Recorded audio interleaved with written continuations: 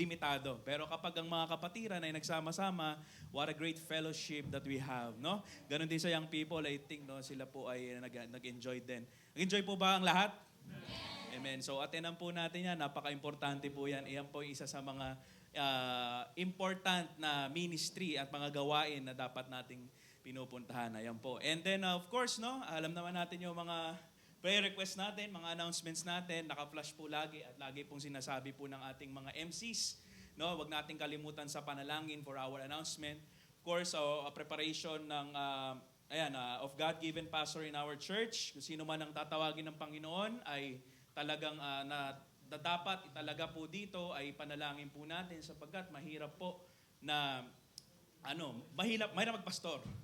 Hindi po ganun kadaling magpastor. Pastor-pastoran, madali. Mga CCF, ganyan. May pastor sa umaga, may pastor sa hapon. Pero tayo po ay kailangan po natin ng full-time na magsusuko po ng buhay. Amen? And let's pray for that. And habang wala pa, let's continue to keep the faith. No? Strive together for the faith of the gospel. At patuloy na tayo po ay lumago sa pananampalataya. Of course, the pastor's family, Ma'am Carol at of course na Valencia family, let's continue to pray for the comfort. Of course, no, hindi po madaling mawalan ng tatay din. So, kahit naman tayo it's almost a want na wala na ang ating mahal na pastor.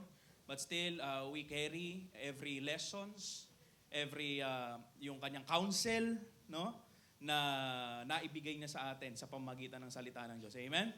So we are so happy na yun na nga, nandun na rin siya sa piling ng ating Panginoon. And of course, no, yung evangelization natin every Saturday, good news classes, no, na i-preserve yung mga lumalabas din kasi mahirap din po, nauabutan minsan ng ulan. At kung hindi naman ulan, maaraw po, mahirap pong mag-saturate. Nakaayos po kayo ng damit and then talagang mainit. Pero kahit mainit, tuloy lang ang laban. Amen? Kaya salamat po sa buhay ninyo, no? And we are also inviting everyone din na anyone is free. No? If anyone is free to their time dito sa Saturday, anyone can join. Amen? If hindi po kayo marunong mag-soul winning, pero meron kayong desire na mag-aakay ng kaluluwa, marami pong pwedeng magturo sa inyo po. No? And the greatest teacher is kapag ginawa mo yon, pag sumama ka sa marunong. Amen? So, sama lang po kayo. Pag hindi kayo marunong, bigay lang kayo ng tracts, no? Alam niyo po, nandyan ang pagpapala, nasa kaluluwa. Of course, no? Pag-pray din natin yung mga nasisharean, nawi-witnessan, na talagang genuine yung kaligtasan at talagang may magbunga. Biruin mo kung nakasolwin kayo ng mga siguro 50 na share ninyo. Tapos kahit isa doon, dalawa ay magpatuloy, 'di ba? Yung po ay magandang maganda pong bunga po 'yun. Amen. Kasi hindi naman natatapos ang Great Commission sa go lang. And sabi ng Bible, teach. Go and teach. Parang teach and go.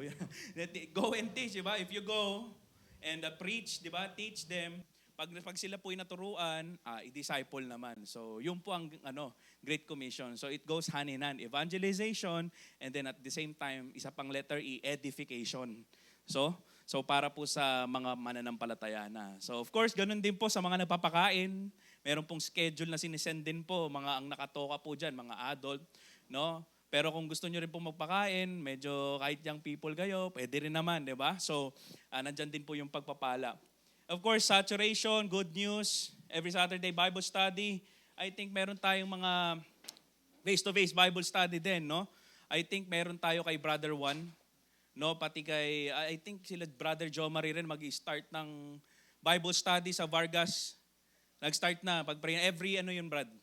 Every Saturday, no? Pag-pray natin na, of course, yung mga Bible study na yan, ang pinaka-goal niyan, save na yung bina-Bible study. So, equipping God's people, no? Para magpatuloy. Meron din po tayong online. Inanayahan ko rin po kayo every 8 to 9 din.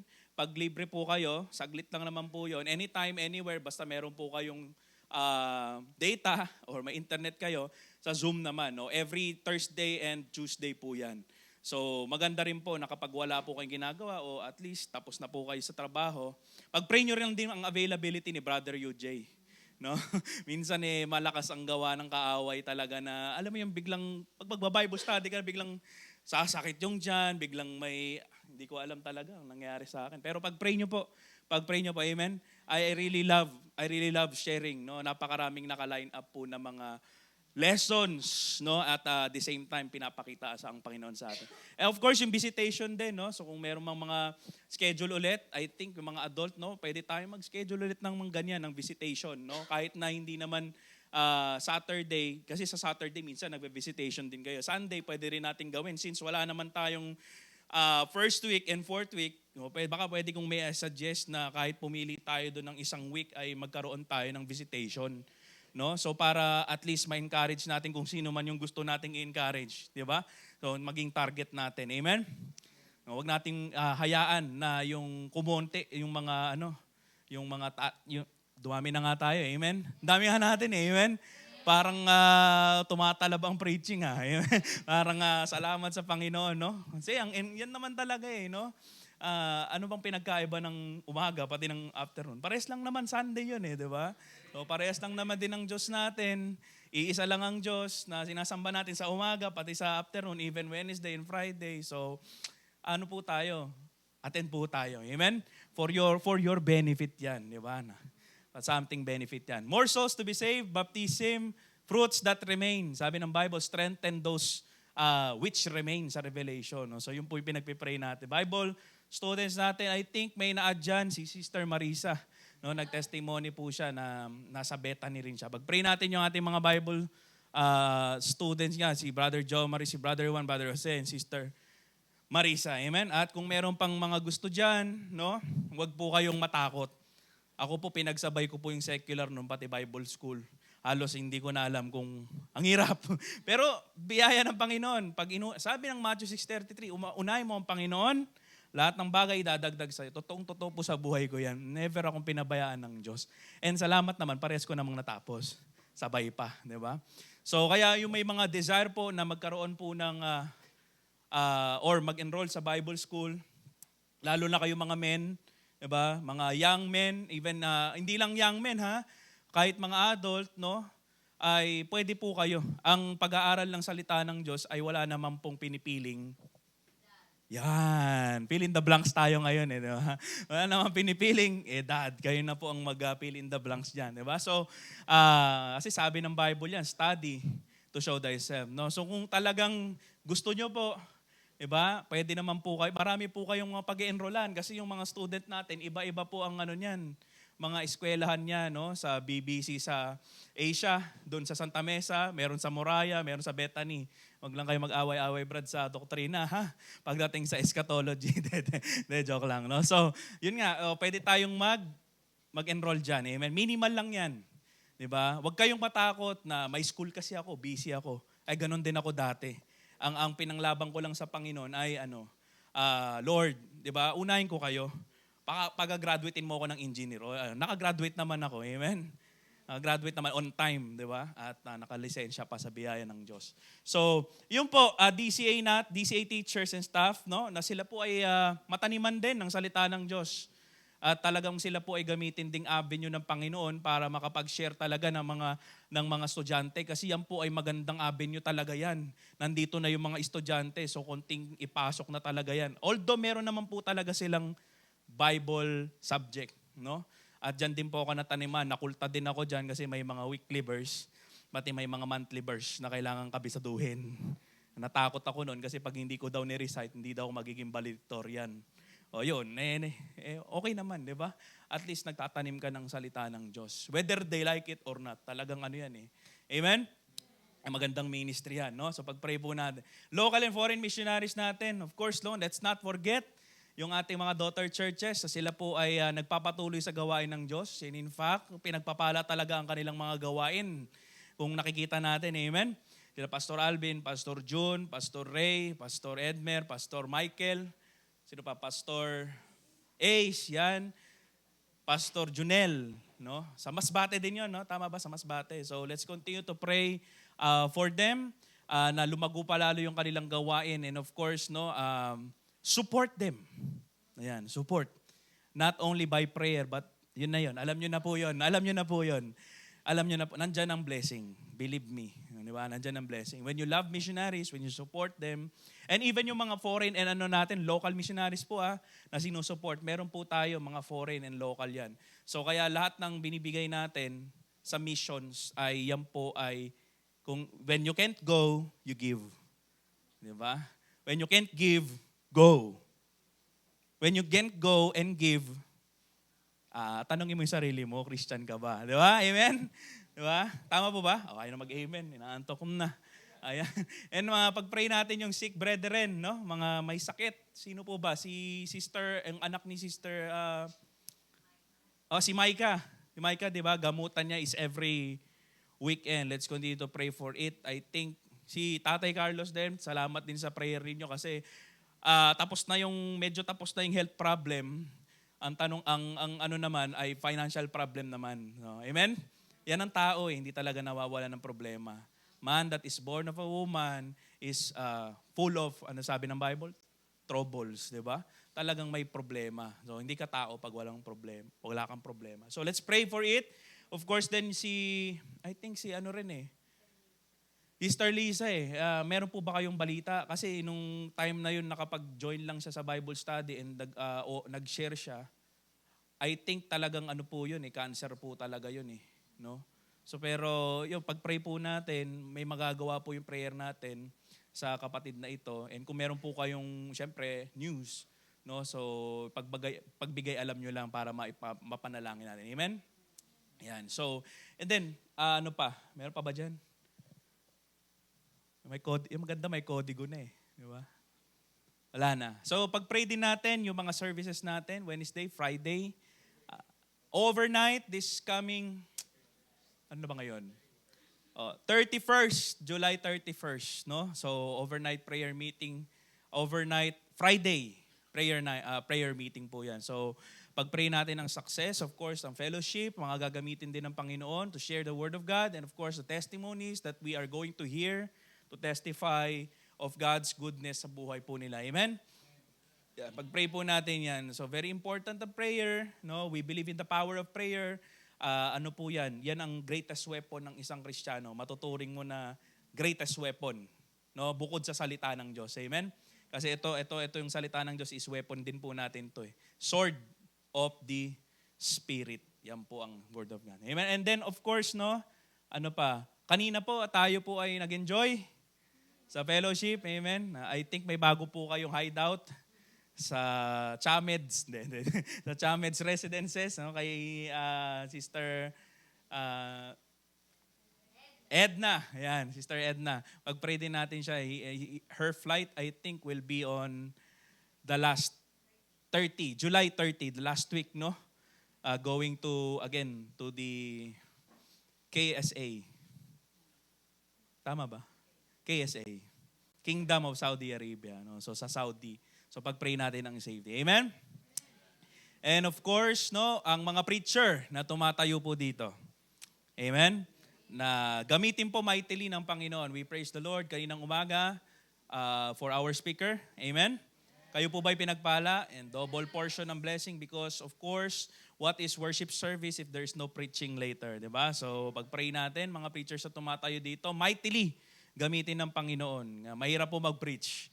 Ang laging advice po sa amin dyan, ng aming mahal na pastor, and even yung mga Bible teachers po namin, pag ikaw ay nagpipreach, hindi pwedeng hindi ka nag-aaral, nagbabasa, nakikinig. Kasi wala kang ipapakain sa kanila. So kaya mga preachers po, no? Kumain lang kayo ng kumain. Huwag lang ng fast food. Ng salita ng Diyos. Amen? Diba? Consume it, diba? Dahil wala tayong mapapakain. And of course, no, let's continue to pray for, mga announcement. Baka may na-miss ako. Meron po ba tayong bisita? First time, second time, third time, many times. Kung hindi pa po kayo miyembro ng church, may bisita ba? Hindi pa po kayo nabaptize, diba? You are always welcome. Wala naman? Wala. So kung wala po, tayo po tayo lahat. Brother John Mark, awitin natin ligaya ng buhay. Magkamayan po tayo sa isa't isa.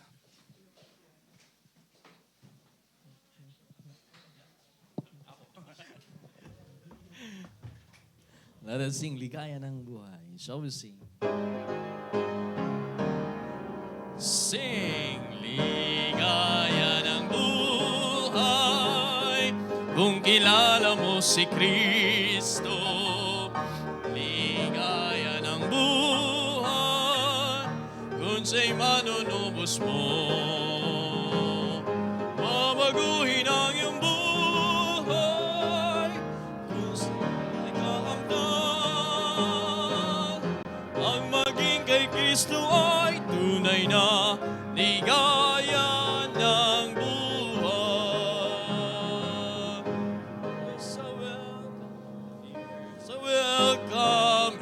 There's a welcome here. There's a Christian welcome here. Hallelujah. There's a welcome here.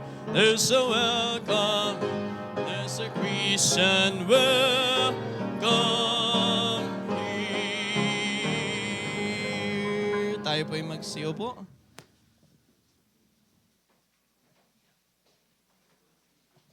Amen po. Amen. We are so happy and blessed again. Dito tayo sa tahanan ng Panginoon, and for this moment, at this moment, let us call on the youth, no? Yung mga young generation natin to render their special number. And after this, to be followed by Adolfo family and sa offering Avila, I think. Amen. Ayan, sige po.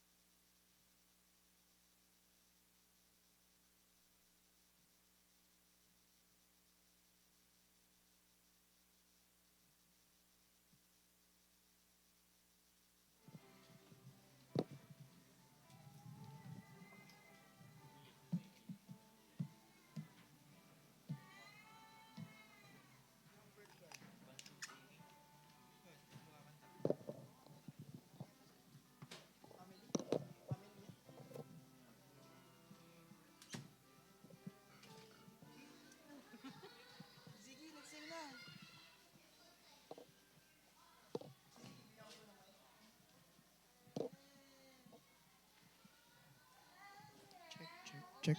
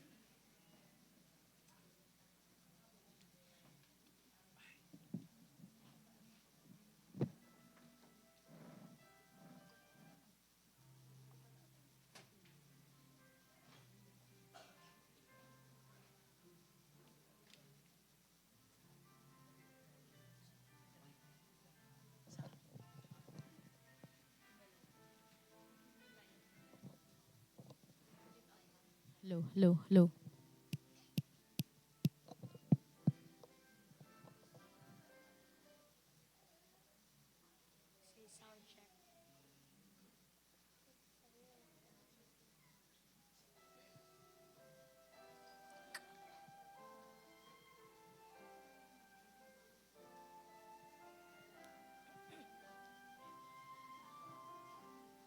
I want to be like Jesus because of the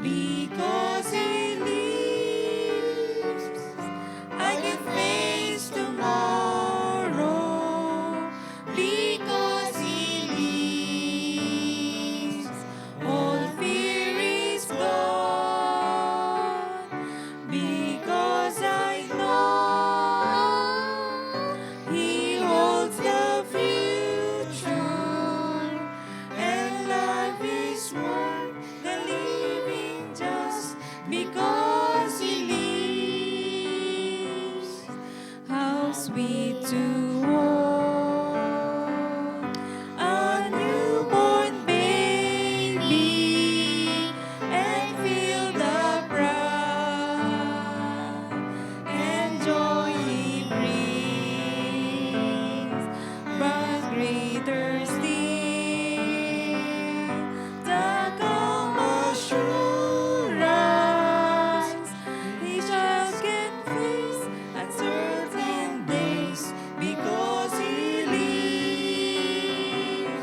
Because he lives, I can face tomorrow. Because he lives, all fear is gone. Because I know he holds the future, and life is worth the living just because he lives. And then one day across the river I find life's fire, none worn with pain. And then as death gives way to victory, I see the lights of glory, and I know he lives. Because he lives, I can face tomorrow. Because he lives, all fear is gone. Because I know he holds the future, and life is worth the living just because he lives. Because he lives, I got the future, and life is worth the living just because he lives.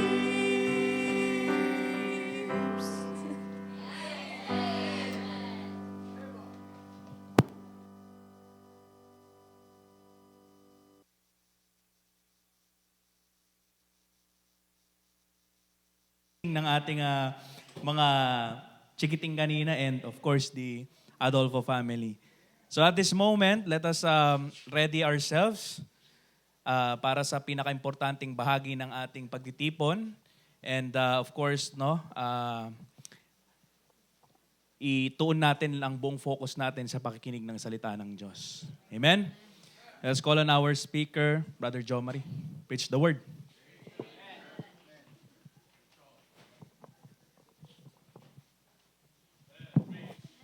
Muli po, isa pong mapagpalang gabi sa ating lahat. Bago po ako tumayo dito, kinakabahan na po ako for some reason. Hindi ko po alam bakit. Tapos nakita ko si Pastor Padua, pumasok, lalo po akong kinabahan. Tsaka nataon pa, lagi pag bumibisita si Pastor Padua, ako po yung speaker.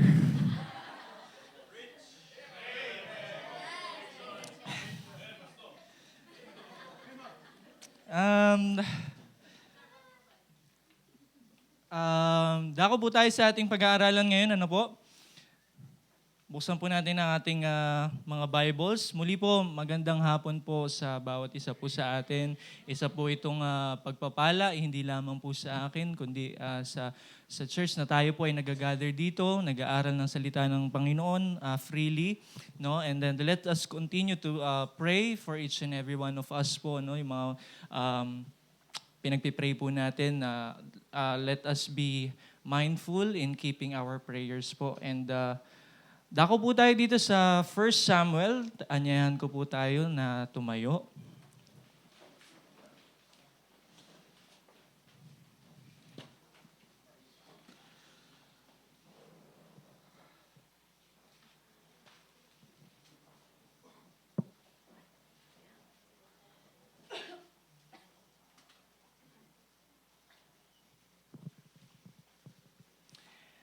we will be tackling about the life of Hannah. No? As we all know, ang topic po natin ay about the family. And ang title of this message is Hannah, a model of an effective parent. No? And mababasa po natin sa 1 Samuel chapter 1. Babasahin lang po natin yung verse 11 po. No? Hindi na po natin babasahin yung buong chapter, but dito po tayo magdedwell in this chapter. Ano?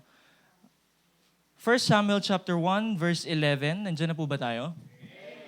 Sabay-sabay po nating basahin.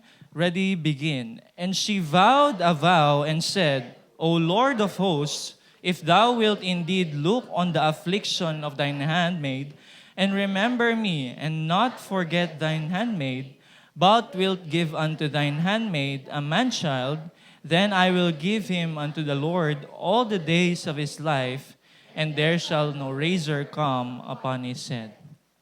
Tayo po ay pumikit, tayo manalangin. Ama naming Diyos, sa mga pangyarihan sa lahat, muli po kami nagpapasalamat sa inyong biyaya sa amin na kami ay nakakapagpatuloy, bagamat kami ay currently wala pong pastor, Panginoon, but by your grace, kayo naman po ang aming pinupuri, niluluwalhati, Panginoon. May you please continue to protect and guide each and every household of this church, Panginoon. Ilayo niyo po kami sa anumang pong temptation, sa gawa ng kaaway, Panginoon. I-preserve niyo po ang bawat pamilya na meron sa Diadem Baptist Bible Church, Panginoon. At maraming salamat din po sa presensya ni Pastor Efren Padua, Panginoon. Salamat po, Panginoon, at kayo po ang naghintulot na siya po ay makabisita sa aming church. At salamat din po sa bilang namin ngayong hapon na ito. Naway patuloy niyo po kaming bigyan ng sapat na katalinuhan, karunungan in understanding your words, Panginoon. Buksan niyo po ang aming puso at isipan sa pakikinig.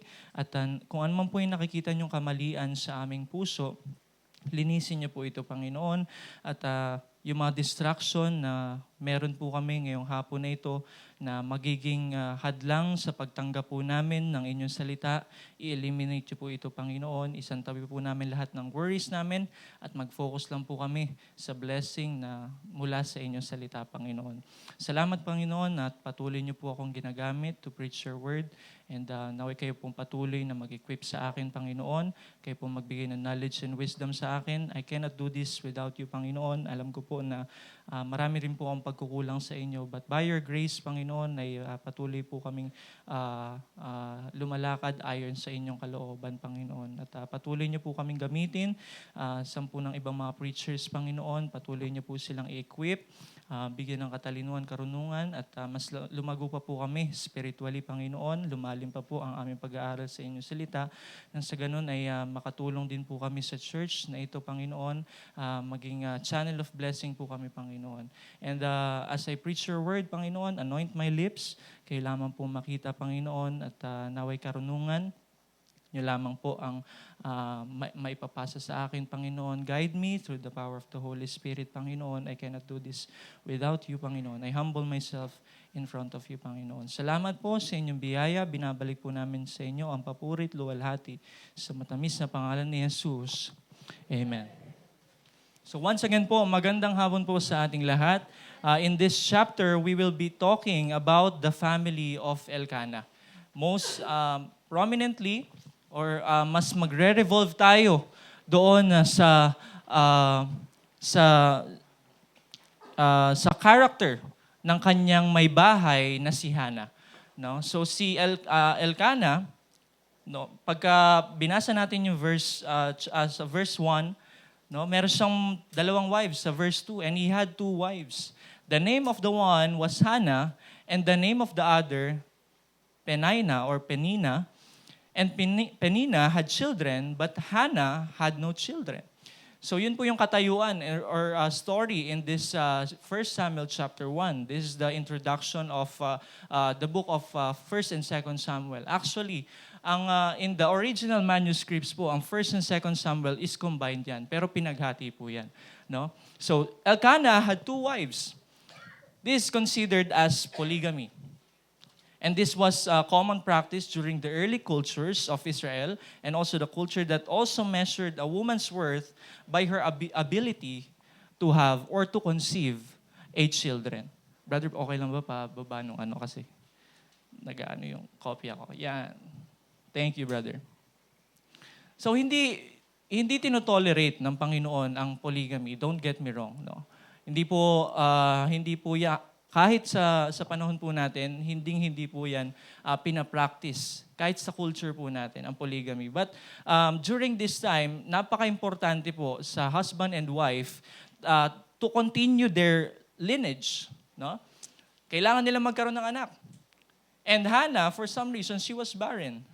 Kaya nga, merong mga characters, papahapyawan po natin yan, later on sa pag-aaral po natin. There are characters in the Bible who are barren. And anong ginagawa nila? Yung husband nila, binibigyan nila ng isa pang wife para lang magtuloy yung parang, anong tawag doon? Lahi, yon tama. Lahi nung isang lalaki, no? So, during this time, having a children is a big deal sa kanila. Napakalaking parte po ng kultura nila ang pagkakaroon ng children, no? Taliwas sa time natin, yung concept na yon sa time natin ngayon. That many countries have now a low fertility rate. Ang example po dyan is sa China. Because of their one-child policy, nagkakaroon sila ng low fertility rate or yung pag-decline ng kanilang pagkakaroon ng anak, no? And also the rising costs in China. Yun yung mga reason kung bakit nagkakaroon ng low fertility rate, no? And South Korea, ganun din, rising cost. Napakamahal na po ng bilihin. Kahit po dito sa Pilipinas, ramdam na po natin ang pagtaas ng mga bilihin. Tama po? Kapag pupunta ka sa palengke, yung dating 500 mo na marami ka na mabibili, ngayon kakarampot na lang. No? So, intense social competition sa South Korea. Alam po natin that the Koreans are very strict in their society, in their yung pakikipagsalamuha nila sa iba. So, very strict sila dyan. And also sa Ukraine. Because of their wars, and bago pa man, noong 2022 na nag-start yung Ukraine war, because of this historical factors na meron sa kanilang bansa, kaya po nagkakaroon sila ng low fertility rate. No? So, in this generation, meron low fertility rate. And meron din, even in the Philippines, is going towards the low fertility rate. And one of the factors that I can see in today's generation is the shifting of lifestyle. Unti-unti na pong nababago yung pananaw ng mga tao ngayon or ng mga kabataan towards family planning. Marami na pong mga young people or mga Gen Z siguro or ano bang generation nila na mga nag-aasawa na yun? Gen X, Gen Alpha, tama po ba yun? Millennial. Ayaw na nilang mag-asawa for some reason. Ayaw din nilang magkaroon ng anak. Bakit? Because of the rising cost. Mahal po ang magpalaki ng anak at mahirap magpalaki ng anak sa panahon natin ngayon. Bakit po? Because of the competitions that we have. Dati po, noong unang panahon, ang competition lang po natin is yung mga TV. Di ba po? Tama po ba? Yan ang prominent example ng mga pastor dati. Na you spend more time sa TV kaysa sa Bible. Ngayon po, iba na.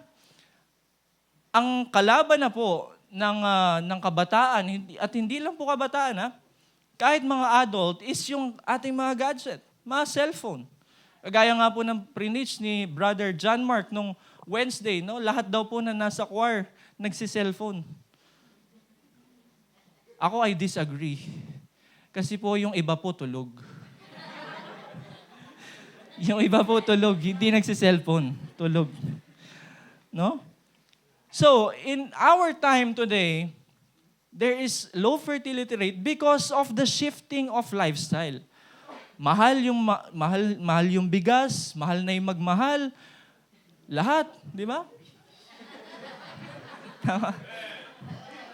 Tama naman po, mahal po magmahal. Bibili ka ng bulaklak, magkano yun? Tsokolate. Magkano po yun? Di ba po? So, in our times, ibang-iba na po. No? So humanly speaking, parang mas okay na lang na wag mag-anak sa panahon ngayon. Ganun na yung thinking nila, wag na tayo mag-anak, mag-enjoy na lang natin, travel na lang tayong dalawa. No? Masaya naman tayo sa company natin, hindi na natin kailangan ng anak. So that is the way of thinking ng kamunduhan ngayon. But sabi sa Psalms 127 verse 3, Lo, children are an heritage of the Lord, and the fruit of the womb is His reward. So blessing pa rin po ang pagkakaroon ng anak. Hindi lamang sila mere investment in the future, kundi they also bring joy in a household. No? Heritage, ibig sabihin pamana. Pamana ito ng Panginoon sa atin. Tama po ba? So, maganda pa rin po ang magkaroon ng anak at kalooban pa rin po ng Panginoon na tayo ay mag-multiply. So, in this topic, no, makikita natin that Hannah, sinabi ko naman po kanina, in verse 2, Hannah had no children. So, Hannah was a barren woman. So, dako na po tayo sa ating mga puntos ngayong hapon na ito. No? I prepared 4 points and I hope and pray na ito ay maging blessing at kapulutan po natin ng aral. So, number 1 po, the predicament of Hannah. Pag sinabi nating predicament, ito po ay synonym ng problema. So, there was a problem in Hannah. There was a problem in his body. And Hannah, as we all know, was barren. So, sino pa po ba yung mga barren sa Bible? Sino pa po yung example? Number 1 dyan is si Sarah, wife of Abraham. Mababasa natin sa Genesis chapter 21, verse 1 to 3.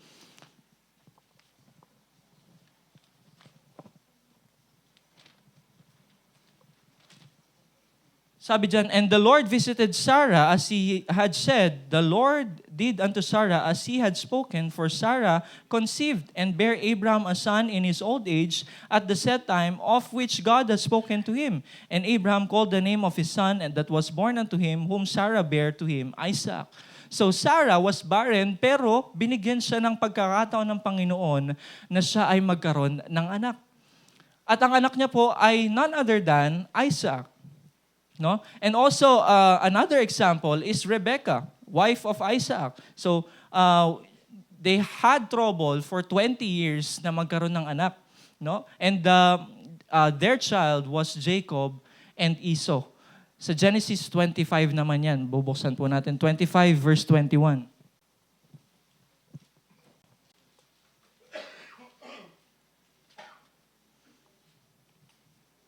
And Isaac entreated the Lord for his wife. Nagmakaawa si Isaac for his wife because she was barren. And the Lord was entreated of him. And Rebekah, his wife, conceived. No? So siya po ay nagkaanak, and which was Jacob and Esau. Another one is Rachel, the wife of Jacob. And their child was Joseph and Benjamin. Sa Genesis chapter 30, verse 22 to 24. And God remembered Rachel. Mapapansin po natin yung term na yon. And God remembered Rachel. And God hearkened to her and opened her womb. And she conceived and bare a son and said, God hath taken away my reproach. And she called his name Joseph and said, the Lord shall add to me another son. So siya po, si Rachel, the wife of Jacob, nagkaroon po siya ng child which was Joseph and Benjamin. Another example is Manoah's wife. Ang anak niya naman is si Samson, who became a prominent judge of Israel. Elizabeth, wife of Zechariah, she was of old age. Child was John the Baptist. Alam po natin that Elizabeth was barren. Pero yung kalooban ng Panginoon sa kanyang buhay ay nanaig. And that results John the Baptist. Ano pong nangyari nun? Because of John the Baptist, ano pong role ni John the Baptist? He paved the way for Jesus Christ. At yung John po, hindi po yun yung Baptist po, hindi po yun yung apelido ni John. Ito po is John the Baptizer. Siya po ay nagbabaptize. So John the Baptist. So yun po, kung mapapansin po natin, itong mga barren woman have all things in common. God did not neglect them. Kaya nga po sinabi natin kanina sa Genesis chapter 30 verse 22, God remembered Rachel. Hindi po nila nineglect, hindi po na-neglect ng Panginoon itong mga woman na to, na example dito sa Bible. And yung mga biner nila na son did a significant role in the Bible. Ang laki po ng binigay nilang aral, naging ministry yung kanilang buhay, naging open book yung kanilang buhay for us to study their lives and be blessed by their testimonies. No? At hindi lamang po yan, they are involved in the messianic line.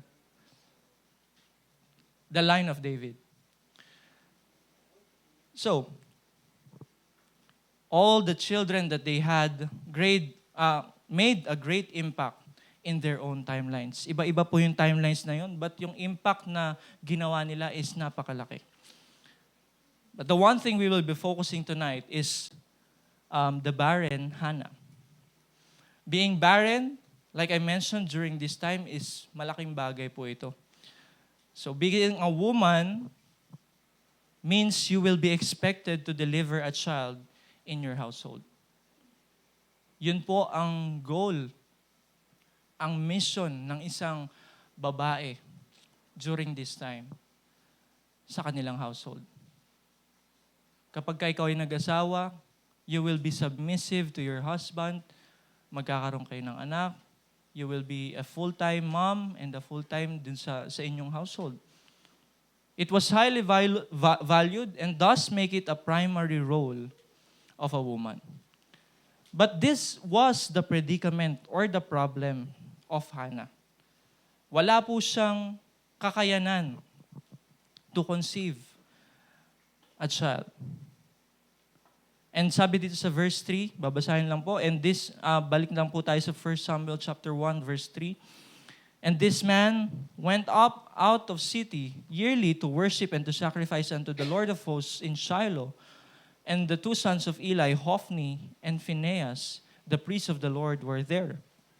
And when the time was that Elkanah offered, he gave to Peninnah, his wife, and to all her sons and her daughters portion. But unto Hannah, he gave a worthy portion. Ibig sabihin po ng worthy portion, binigyan po siya ng double ng portion na binibigay kay Peninnah. For he loved Hannah, but the Lord had shut up her womb. Nandun yung pagmamahal ni Elkanah kay Hannah. Nandun yung pag-aaruga ni Elkanah kay Hannah. Nandun yung care niya. Pati yung feelings niya, kino-consider.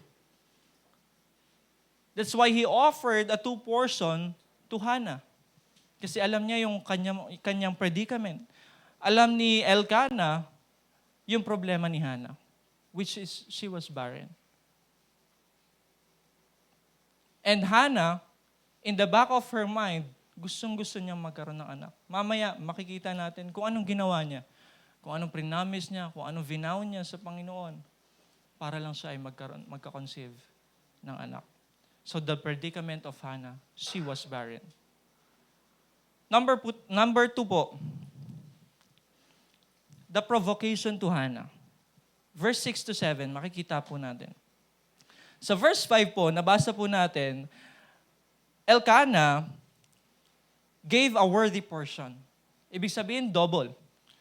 2 times the portion that she should receive only. And in verse 6, and her adversary also provoked her sore. Pag sinabi po nating adversary, ito po yung parang kakompetensya mo. Kapag binasa po natin yung Hebrew word po niyan, basahin po natin yung Hebrew word po niyan sa verse 6. Ang Hebrew term po niyan is tsawraw.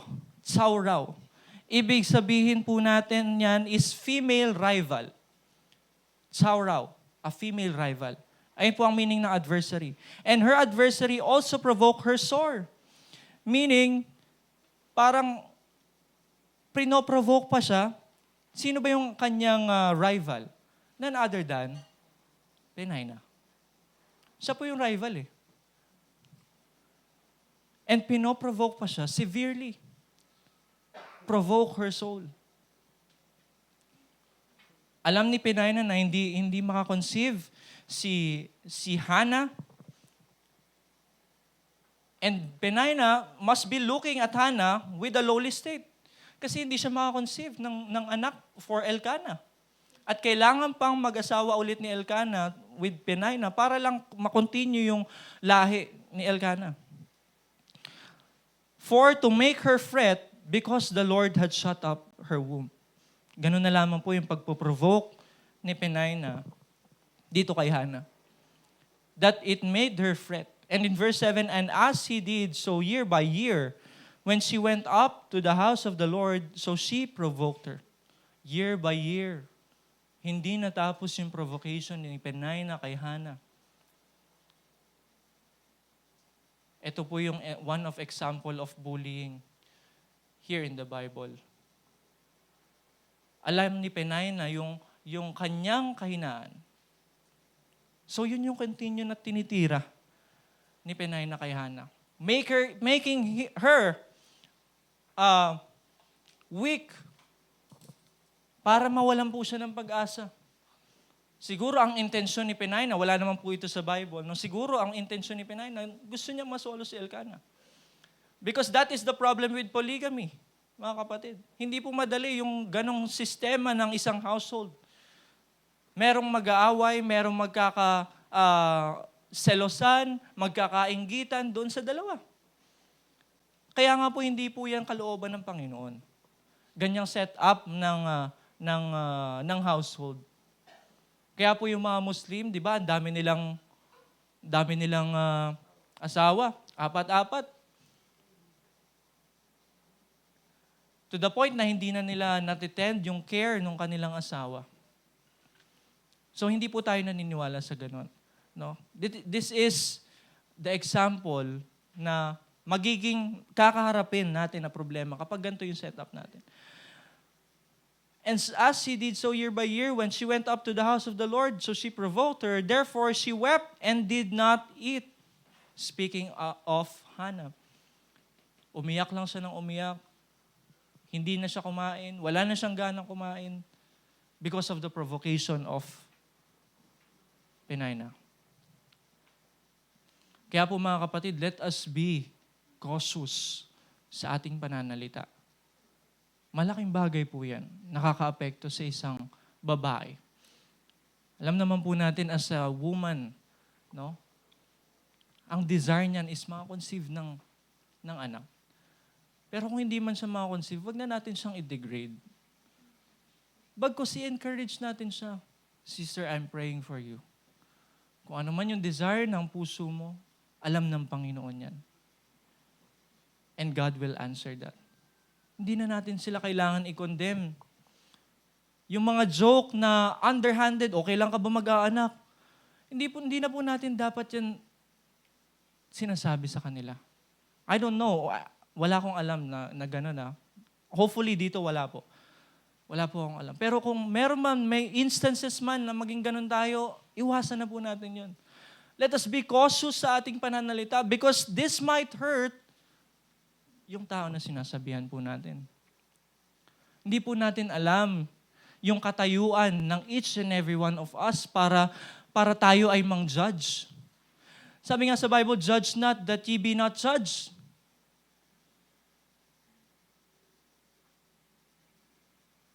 Bagkus, let us continue to pray for them. Ang pag-aanak po, pagko-conceive, hindi po madali yan. So let us encourage them. Kalooban po ng Panginoon na tayo ay magkaroon ng anak, but in some cases, no, mahirap po talaga. Let us be an encourager rather than yung aapakan pa natin. Let's be wise in our own words, in choosing our words directly sa kanila.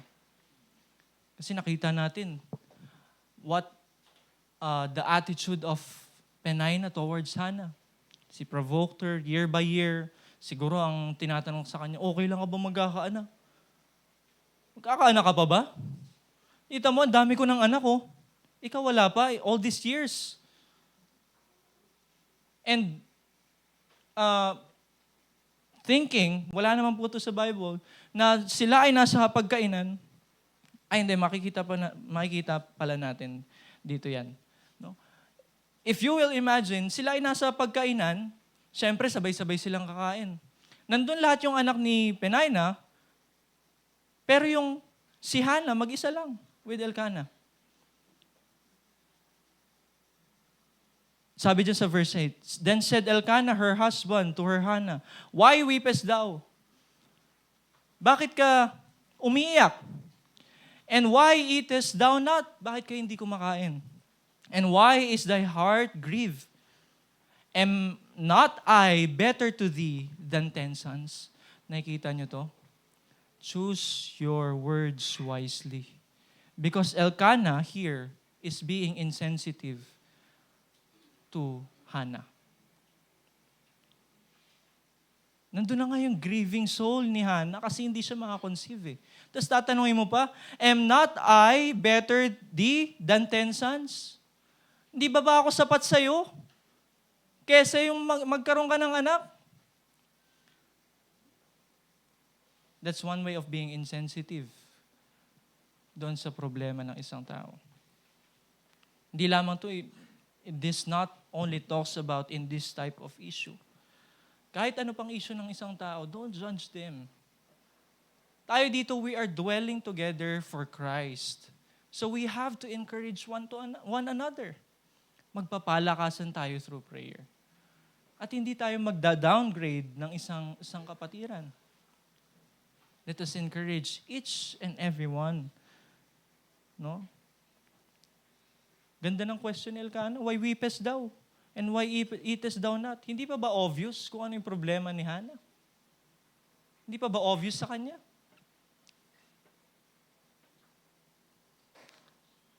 So the provocation to Hannah, napakahirap po nung time na to.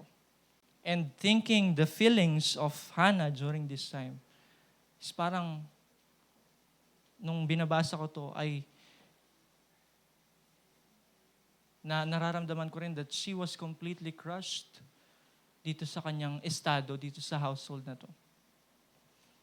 She was bullied by the other wife of her husband. Then si Elkanah din, nagiging insensitive din towards her. Minsan kasi tayong mga lalaki, minsan lang naman po, minsan lang minsan insensitive po tayo sa ating mga partners. Aminin man po natin o sa hindi. Kaya mga husbands, mga partners natin na lalaki, let's be sensitive. No? I-tend natin kung ano yung kailangan nila din, lambingin natin sila.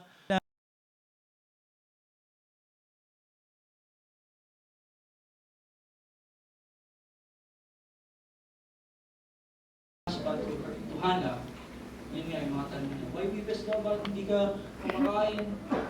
And why is your heart grieved? Diba? Napaka-obvious ng tanong eh.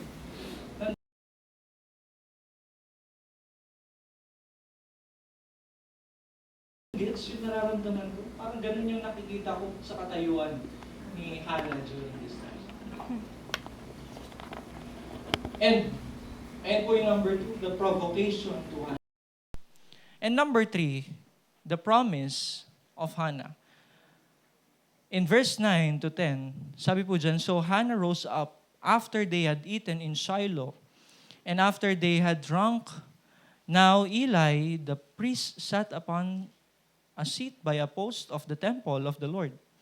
And she was in bitterness of soul, and prayed unto the Lord, and wept sore. Ito na po yung promise ni Hannah. In verse 11, And she vowed a vow,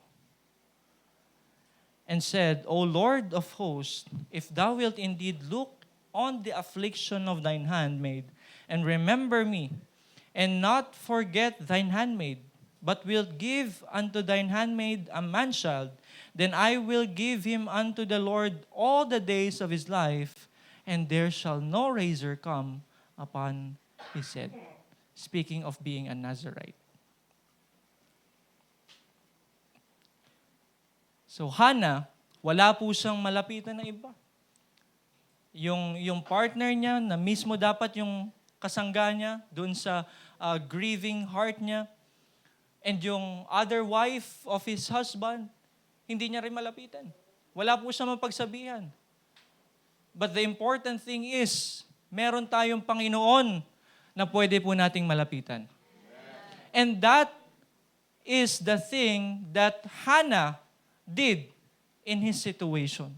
Wala po siyang ibang nilapitan, kundi ang Panginoon lamang po. And prayed unto the Lord and wept sore. Sabi sa verse 10, he prayed unto the Lord, grieving, nagmamakaawa, umiiyak sa harapan ng Panginoon. Lord, wala na po ang ibang malapitan, kayo na lamang po. Wala po akong ibang aasahan kundi kayo lamang, Panginoon. And she vowed a vow. Sabi po sa Ecclesiastes chapter 5 verse 4, a very familiar verse and a favorite po ito ni Brother Kenneth. Ecclesiastes chapter 5 verse 4, kung pwede pong matulungan po tayo. When thou vowest a vow unto God, defer not to pay it. For he had no pleasure in fools. Pay that which thou hast vow. Kung meron kang i-vow sa Panginoon, make sure na gampanan mo ito. Make sure na gawin mo to in the utmost best of your ability.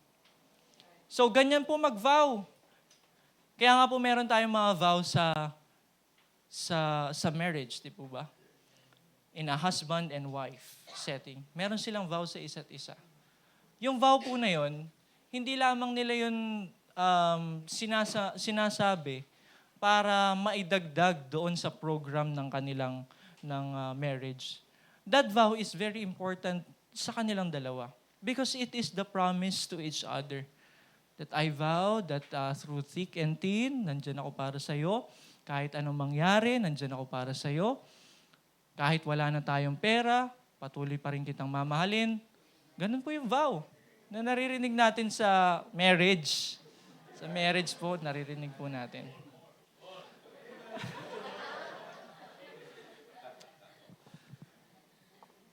Mas lalo na po kapag tayo ay nag-vow sa harapan ng Panginoon. Tama po? Kung tayo nag-vow sa isang tao, pilit natin tong ginagampanan, ginagawa, paano pa po yung vow natin sa Panginoon? Did you give a vow sa Panginoon? Lord, bigay mo lang to sa akin trabaho na to. I promise magiging tapat ako sa iyo.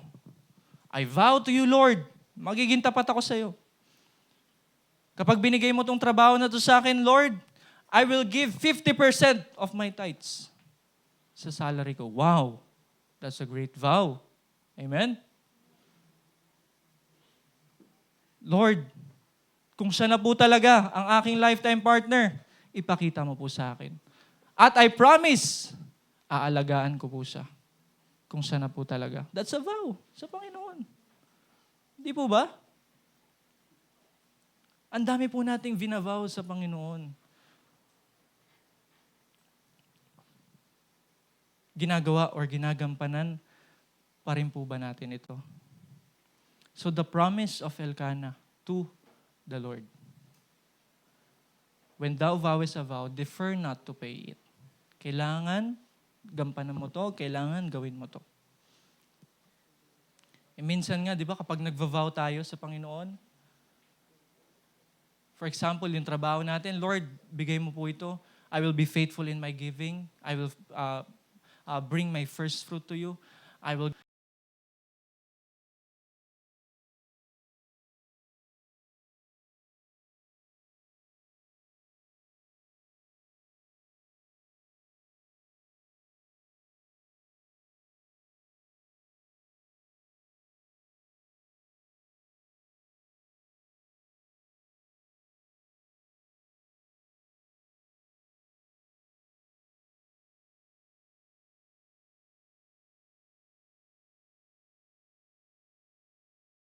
famous quote, and I want to quote this.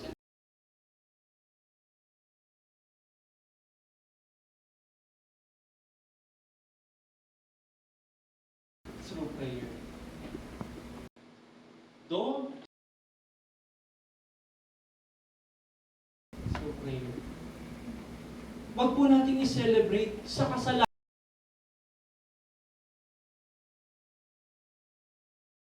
ng trabaho, binigay ng Panginoon. Anong ginawa natin? Nawala tayo sa church. Hindi natin nabigay yung mga dapat natin binibigay. Yung mga ministry na pinangahawakan natin, nawala tayo. Ilang mahirap pa doon binigay sa atin yung trabaho, na dapat tayo nagiging ilaw doon sa trabaho natin na yon, madalas tayo po yung na-influensyahan. Amen po? Be not conformed to this world, but be transformed by the renewing of your mind.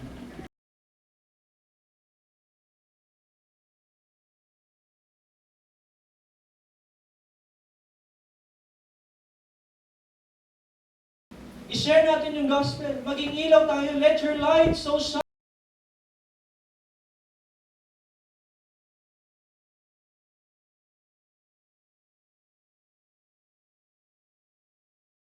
Tandaan po natin yun. Dami natin pinagpipray sa Panginoon. And when God answered it, makakalimutan na kaagad natin ang Panginoon. Makakalimutan na kaagad natin yung promises natin. Lahat po tayo guilty dyan. Amen? So, sabi dito, and she vowed a vow and said, O Lord of hosts, if thou wilt indeed look on the affliction of thy handmaid and remember me. Ayun na nga po, yung remember me. No? And not forget thine handmaid, but wilt give unto thy handmaid a child. Lord, if you remember me, if you have given me a chance na ako ay makakonceive ng isang bata, no, para kay Elkanah, then I will give him unto the Lord all the days of his life, and there shall no razor come upon his head. That's the blessing of the vow or the promise of Hannah. I will give him unto the Lord all the days of his life. Napakabigat na vow po niyan. Ibig sabihin po niyan, wala pa po sa tiyan ni Hannah, yung baby na yon, ang thinking na po niya kaagad is kapag lumabas ng batang ito, ipapagamit ko kaagad sa Panginoon. I-offer ko agad sa Panginoon. That's a good vow. Have you made that kind of vow? Lord, itong isisilang kong bata na nasa sinapupunan ko, I want this to be used in your glory, in your honor, and I will train him or her na maging kagamit-gamit sa inyong ministry, sa inyong gawain. That's a big part of prayer of Hannah. Malaking parte po yun. A big part of a child's growth is his environment. So what we are tolerating while they are children will have a consequence. Kaya nga po, a famous verse na paulit-ulit po natin na papakinggan dito sa pulpit, train up a child in the way he should go. Ibig sabihin, train up a child. Hindi train up an adult in a way he should go.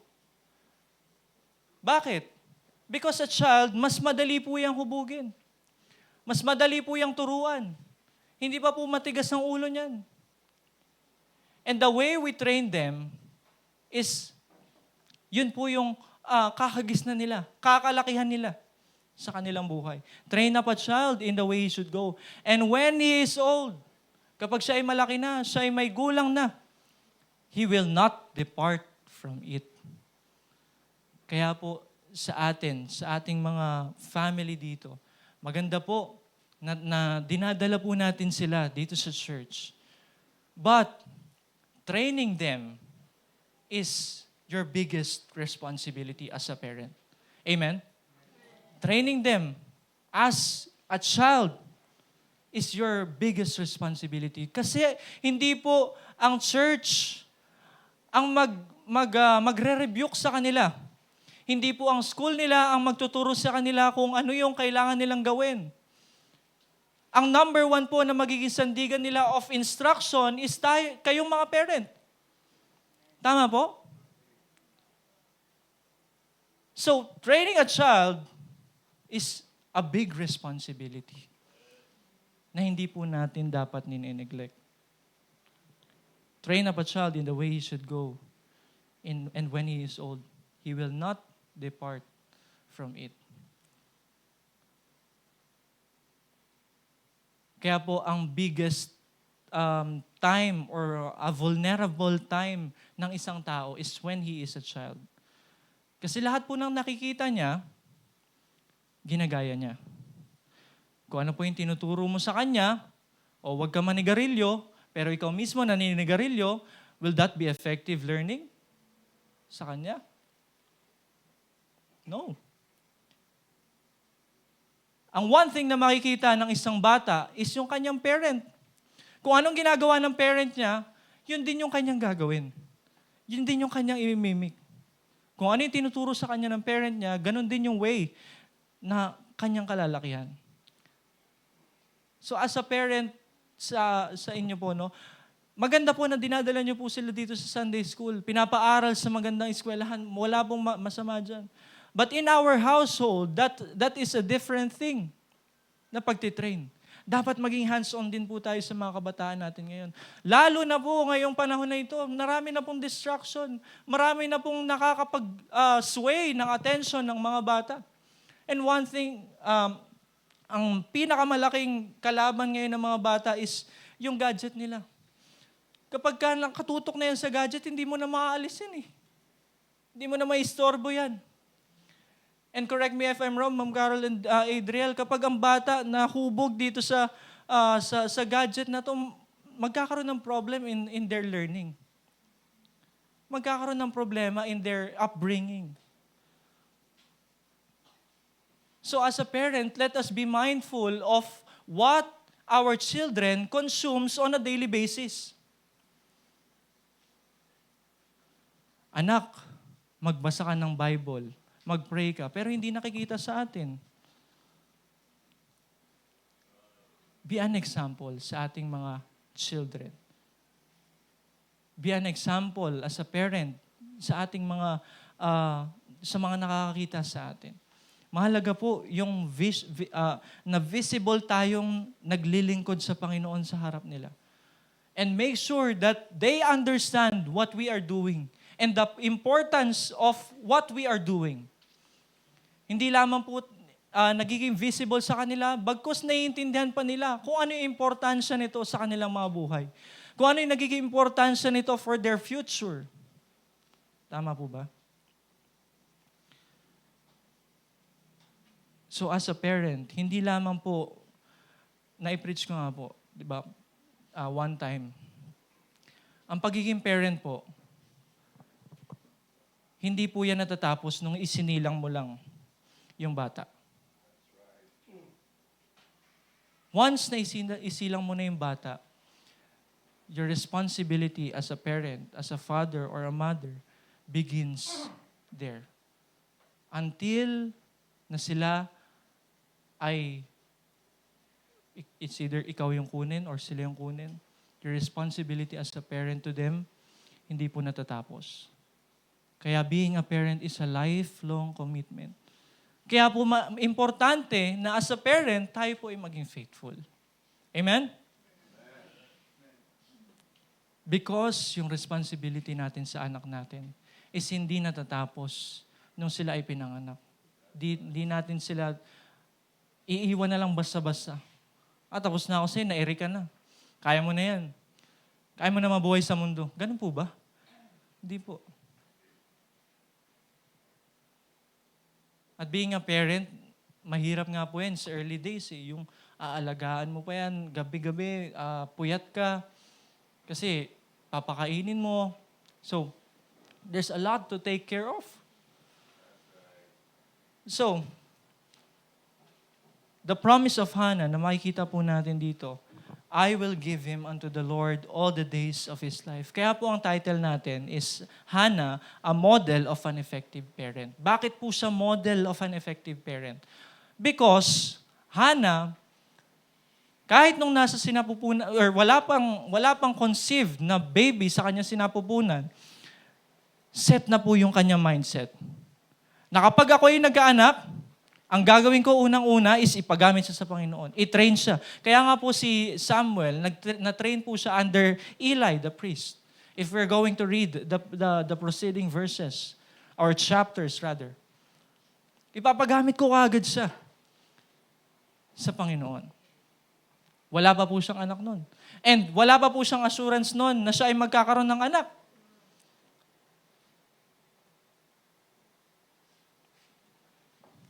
Kaya po, kung ano po yung tinanim natin, siya rin pong aanihin natin. Ganon din po sa pagpapalaki ng anak. Kung ano po ang tinanim natin sa kanilang mga utak, sa kanilang mga puso, ganon din po yung aanihin nila sa kanilang paglaki. Kaya let's train them responsibly, mindfully, away from any distractions, away from the world, na pwedeng magbigay sa kanila ng satisfaction. And mataliwas yung atensyon nila na dapat gamitin ako ng Panginoon. Sa church ni Pastor Bonyog, meron po sila doon competition of preaching. Tapos nakikita ko lang sa live yun. Mga bata pa. Napakaliit na bata pa. Siguro baka edad nila Jabez. Nagpipreach ng salita ng Panginoon. Sabi ko, wow, grabe tong mga batang to. Grabe yung training na meron sila. So as a parent, it is important for us na hubugin sila ng naayon sa kalooban ng Panginoon. So the promise of Hannah, all the days of his life, I will give unto the Lord. And it came to pass as she continued praying before the Lord that Eli marked her mouth. Now Hannah, she spake in her heart, only in her lips moved, but her voice was not heard. Therefore Eli thought she had been drunken. Nagpipray po siya ng walang boses na parang bumubulong lang. And Eli said unto her, How long wilt thou be drunken? Put away thy wine from thee. And Hannah answered and said, No, my Lord, I am a woman of sorrowful spirit. I am a woman of sorrowful spirit. I have drunk neither wine nor strong drink, hindi po ako uminom, but have poured out my soul before the Lord. Ganun po ka-intense yung prayer ni Hannah. At yung vow ni Hannah sa Panginoon. Ganun po siya kaseryoso. Count not thine handmaid for a daughter of Belial, for out of the abundance of your complaint and grief have I spoken hitherto. Ang meaning po ng daughter of Belial is a wicked woman.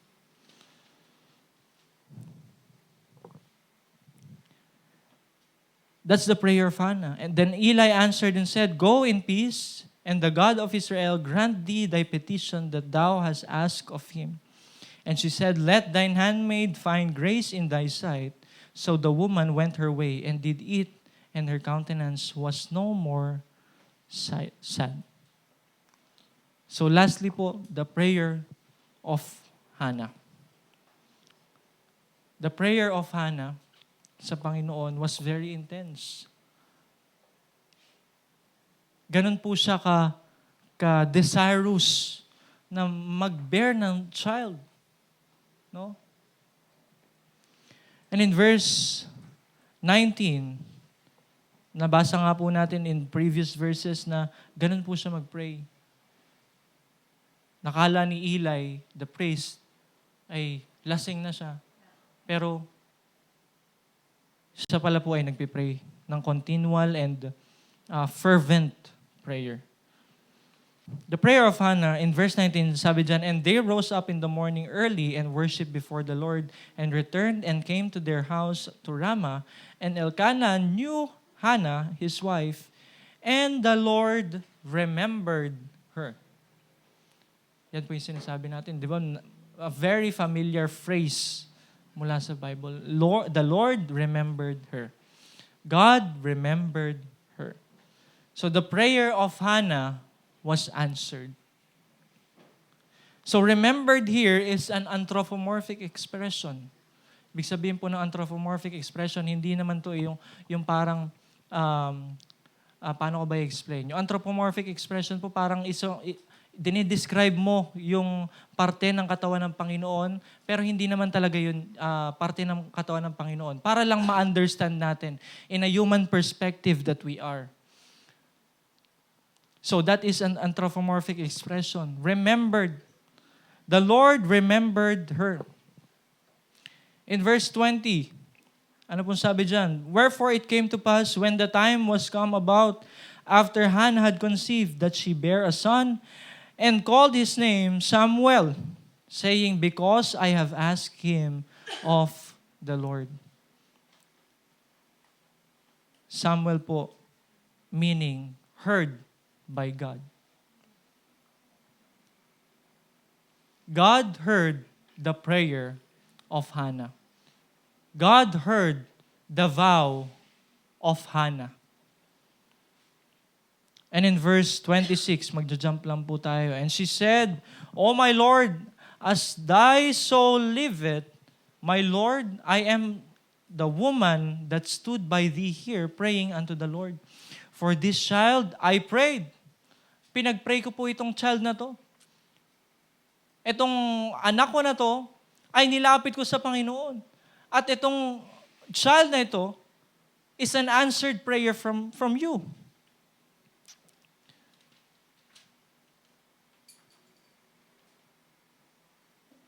For this child I prayed, and the Lord hath given me my petition which I asked of him. Therefore also I have lent him to the Lord. As long as he liveth, he shall be lent to the Lord. That's a good model of being a parent sa atin.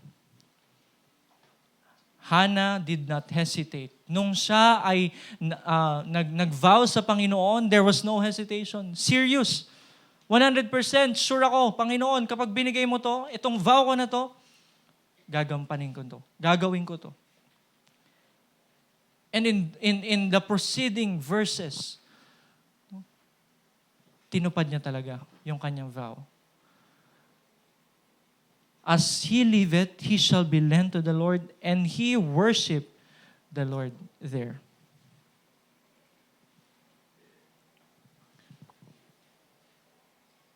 So the prayer of Hannah. A big part of Samuel's success is his mother's prayer. Alam po natin yung naging story ni Samuel, how he became an effective, he was the last judge and the first prophet. He anointed King Saul and King David. No? At hanggang sa huling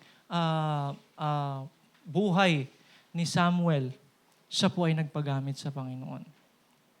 Siya po ay nagpa-train under kay Eli. Nung siya ay knowledgeable na enough sa kanya,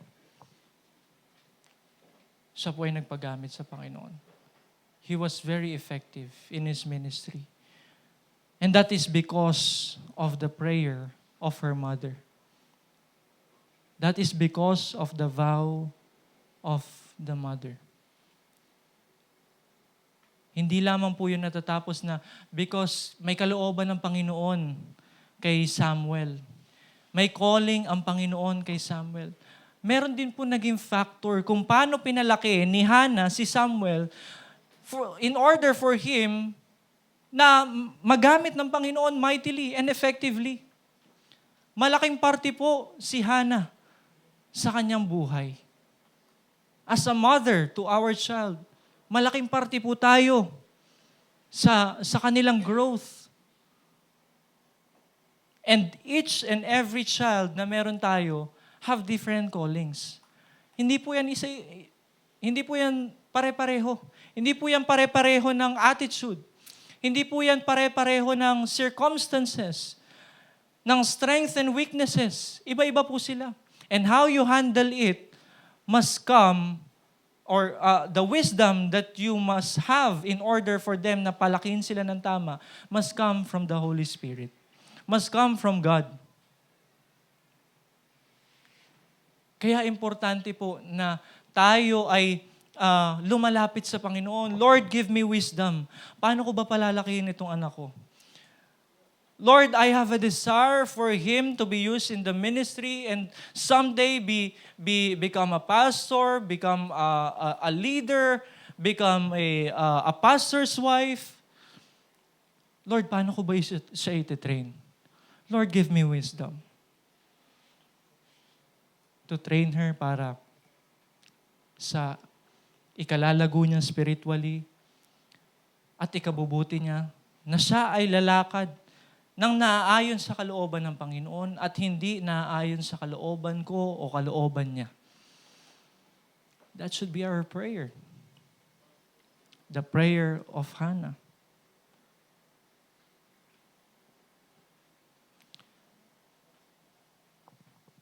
And also, the thing that is consistent in Elkanah's household is that in every situation, they worship the Lord.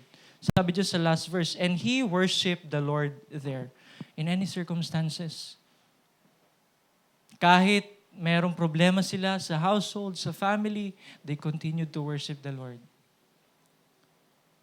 Sana po sa household po natin, ganun din po ang attitude natin. Kahit meron tayo hindi pagkakaunawaan as a parent, tayo pa rin po ay magpatuloy sa Panginoon. Isang tabi po natin yung hindi natin pagkakaunawaan at maglingkod po tayo sa Panginoon wholeheartedly. Minsan yung mga problema na meron tayo sa household, it is the thing that holding us back to the greater blessing that God wants us to have, that God wants us to see. Kasi hindi po nagiging right yung attitude natin sa pagsasamba sa Panginoon. Hindi po nagiging right yung attitude natin kapag tayo ay ginagamit ng Panginoon. So the prayer of Hannah was a very big thing sa buhay ni Samuel. Kaya po siya lumaki ng ganun. It's because of the vow of her parents. Siyempre, it is also the choice of the son, di ba? Kasi may free will pa rin naman si Samuel. Pwede siyang hindi niya sundin yung utos ng Panginoon, yung utos ng kanyang, or yung training ng kanyang nanay. Pero nanaig kung ano yung kalooban ng Panginoon sa buhay ni Samuel. And through the life of Hannah, makikita natin yung blessing. Na kapag tayo ay naging faithful as a parent, kapag tayo ay nanindigan sa salita ng Panginoon, kapag tayo ay lumapit sa Panginoon when we have a problem, at kung tayo ay nagpapalaki ng ating mga anak, we seek wisdom to God, that the Holy Spirit guides us, give us wisdom and understanding dito sa mga batang ito, malaki po yung potential na mararating ng ating mga anak. Kaya importante po na tayo ay magpatuloy. Amen? Na tayo ay maging faithful sa Panginoon. Do not waver. Just like Hannah. Wala na siyang malapitan. So lumapit siya sa Panginoon. And vowed a vow that if God answered it, siya ay magkaanak, papagamit niya sa Panginoon. And God remembered her. And God answered the prayer of Hannah. Napakaganda pong story. Amen? Kaya, I hope and pray that the story of Hannah become a model sa atin. Hindi lamang to sa mga parents, but kundi din sa mga aspiring parents na rin. No? Na magtatayo ng pamilya. Ganito dapat yung maging mindset natin. Wala pa sa sinapupunan natin. Alam na natin kung ano yung gusto natin para sa bata. At ito yung siya ay lumakad ng naayon sa Panginoon, sa kalooban ng Diyos. Tayo po'y manalangin. Ama naming Diyos sa dakila, makapangyarihan sa lahat. Panginoon, salamat po. sa gabing ito na binigay niyo po sa amin. Salamat po sa katagumpayan ng aming church service sa buong maghapon. Salamat po, Panginoon, for guiding us through the study of your word. Salamat po sa Holy Spirit na nagbubukas ng aming puso at isipan in understanding your word, Panginoon. And I hope and pray na patuloy niyo po kaming gabayan, bigyan ng sapat na karunungan, at magkaroon pa po kami ng desire na mas lumalim pa po ang aming pananampalataya sa inyo and also ang aming pagbabasa ng inyong salita. Hindi po namin i-neglect ang aming Bible reading, ang aming prayer and devotion sa aming mga buhay, Panginoon, lalong-lalo na po sa aming mga household. I pray, Lord, na kayo ang siyang gagawa at kikilos to each and every household na meron po kami dito sa Diadem Baptist Bible Church. Napanatilihin niyo po silang matatag, malakas, at rooted sa inyong mga salita, Panginoon.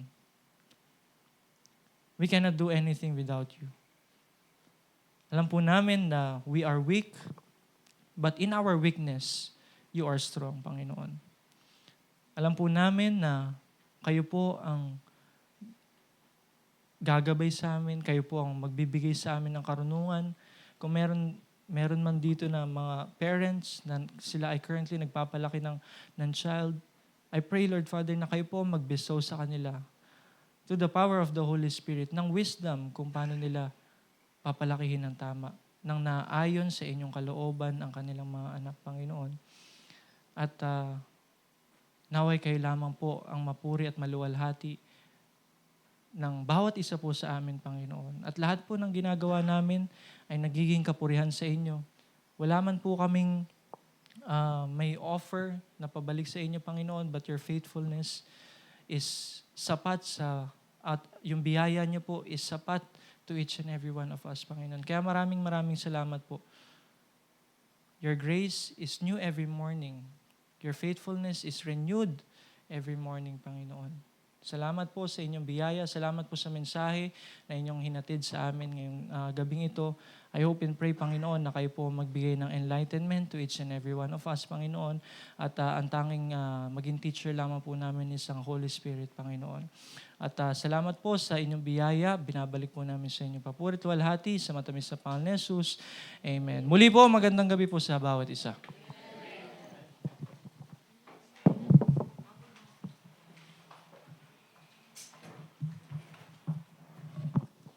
Amen? Amen po? Napakaganda po ng story ni Hannah. Amen? Yung kanyang prayer, yung highlight talaga doon, yung kanyang panalangin. No? Siguro kung ang ating panalangin ay patterned lagi sa panalangin ni Hannah, ay baka puro answered prayer talaga tayo according to the will of God. Amen? Kasi sabi niya, humingi siya ng specific yung kanyang panalangin, man child. And then ang sabi niya, ang pangako niya sa Panginoon ay ibibigay ko rin sa inyo, Panginoon. Diba? So, kaya hindi rin naging, hindi rin aksidente na yung kaninang outline, the predicament, the provocation, the problem, diba? The promise, the prayer.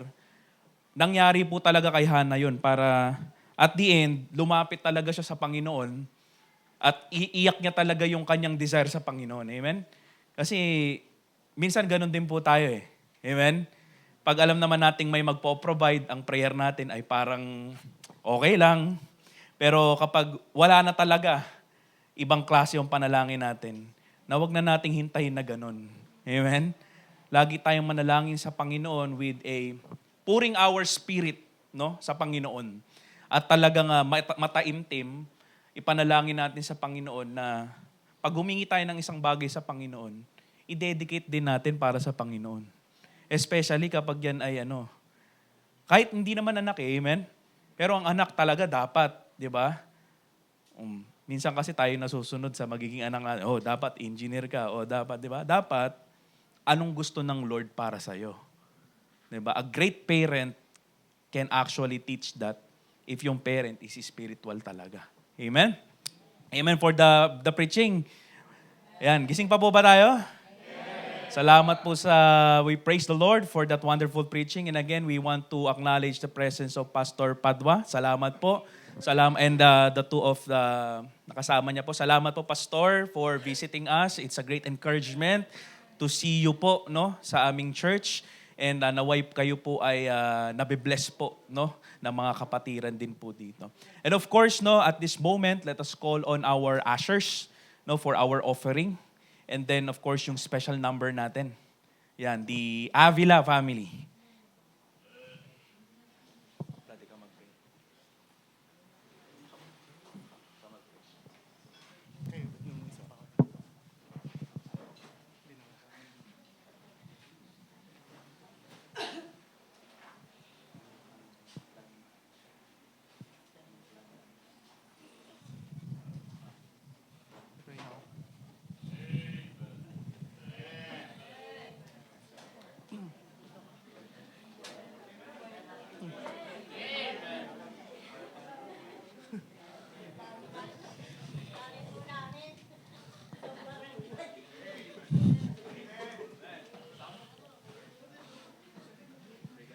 Tayo manalangin po para sa pagbibigay.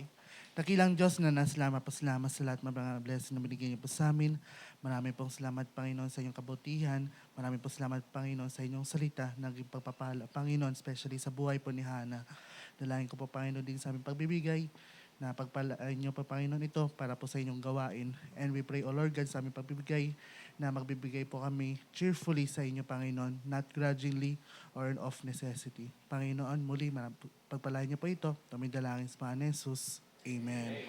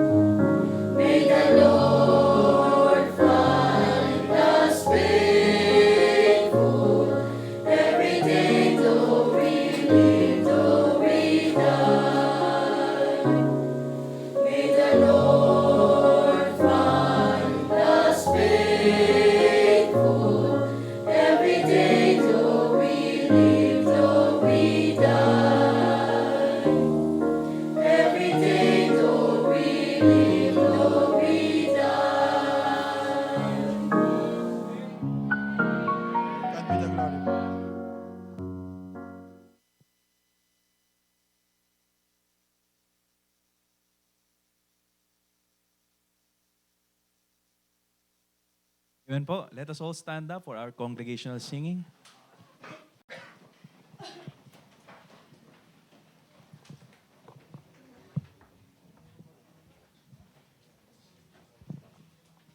Uwitin po natin, Wonderful Grace of Jesus.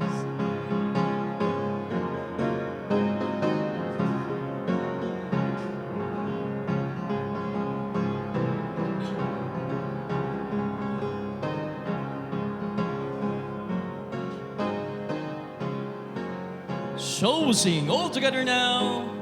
Wonderful grace of Jesus, greater than all my sin. How shall my tongue describe it? Where shall its praise begin? Taking away my burden, setting my spirit free. For the wonderful grace of Jesus reaches me. Everybody now. Wonderful the matchless grace of Jesus, deeper than the mighty rolling sea. Wonderful grace so sufficient for me.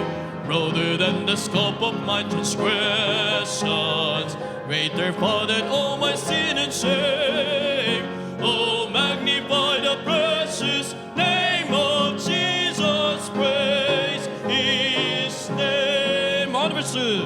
Wonderful grace of Jesus, reaching to all the lost. By it I have been pardoned, saved to the uttermost. Chains have been turned asunder, giving me liberty. For the wonderful grace of Jesus reaches me. Everybody now.